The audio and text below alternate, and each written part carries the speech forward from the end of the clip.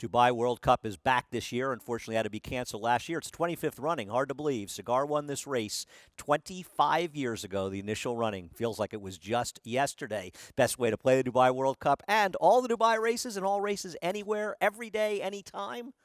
Through NYRA Head over to NYRABets.com. Use the promo code MATCH200.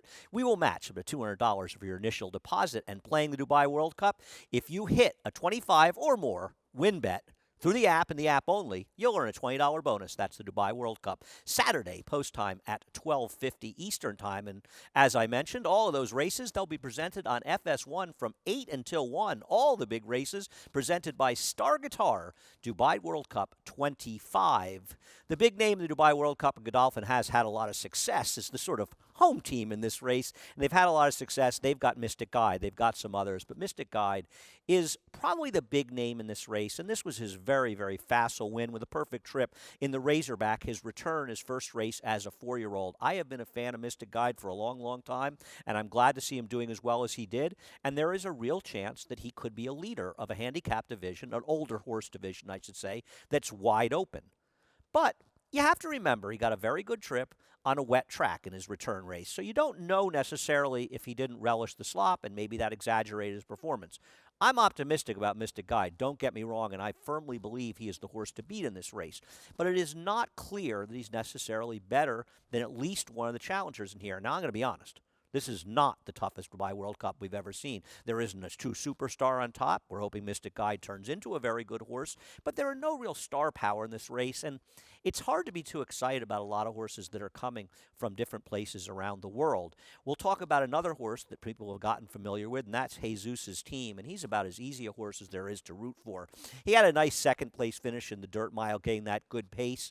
He came back to win a claiming crown race. That's the kind of horse he is, a horse that raced in claiming races not that long ago. But I got to tell you something. His second-place finish behind Nick's Go was pretty good in the Pegasus. It's not as though this race was some complete meltdown. He was just picking up pieces. He was never that far off the pace.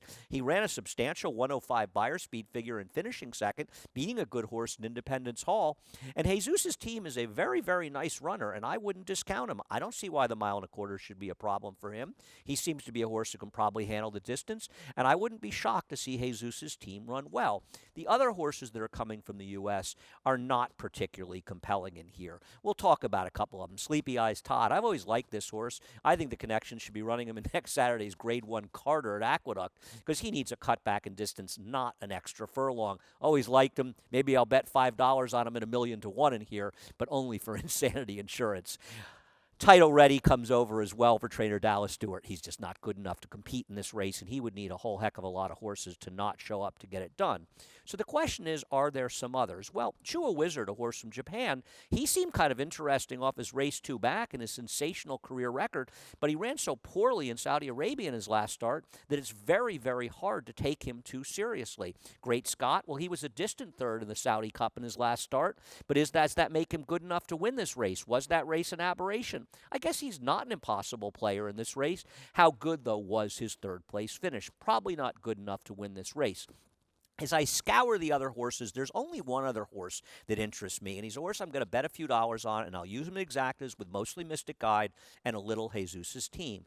And that's the number 8 Magny Cours, who goes out for Godolphin.